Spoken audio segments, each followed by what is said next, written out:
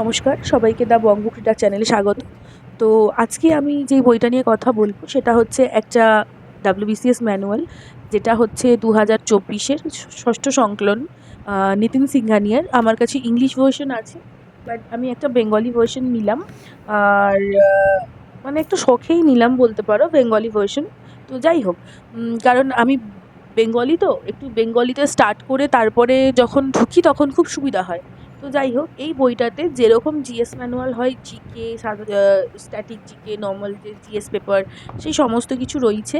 তো এবার যেটা তোমাদের সাথে বলার, যে দুম করে কোনো জিএস ম্যানুয়াল উঠিয়ে পড়তে আমি শুরু করিনি যখন আমি পড়া স্টার্ট করেছিলাম, কারণ সত্যি কথা বলতে এখানে তো ওয়ান লাইনার নোটসগুলো তোমার বেশি থাকে। তো আমি জিএস ম্যানুয়াল বেসিক্যালি ইউজ করি ফর রিভিশন পারপাস। সবার প্রথম আমি মাদার বুকটাকে অন্তত একবার থেকে অন্তত দুবার মানে আমি শেষ করেছি। শেষ করার পরে আমি এই একটা জিএস ম্যানুয়াল নিয়েছি। সেটা তোমরা ক্র্যাক WBCS হোক বা নিতিন সিংঘানি হোক, যা খুশি তোমরা নিতে পারো।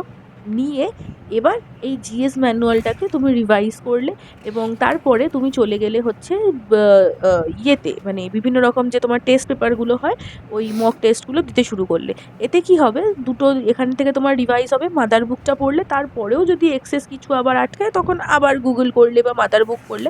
আমার মনে হয় এইভাবে পড়াশোনা করলে একটু ভালো মতনভাবে আর কি প্রিপারেশানটা করা যাবে। মানে আমি আমার যে প্রিপারেশন সেটাকে আমি এইভাবেই রাখছি। হ্যাঁ, এখনও সব চ্যাপ্টার শেষ করে উঠতে পারিনি, তবে সামনে যেহেতু ফুড এসআই, ক্লার্কশিপ, মিসলেনিয়াস রয়েছে, তার একটা করে তো ওই গেস পেপারের যে প্র্যাকটিস সেট হয় সেটা নিয়েছি। তাতে করে যেটুকুনি বুঝতে পেরেছি এবং যেটুকুনি চ্যাপ্টারগুলো ইম্পর্টেন্ট মনে হয়েছে, সেই চ্যাপ্টারগুলোকে আমি মোটামুটি শেষ করেছি।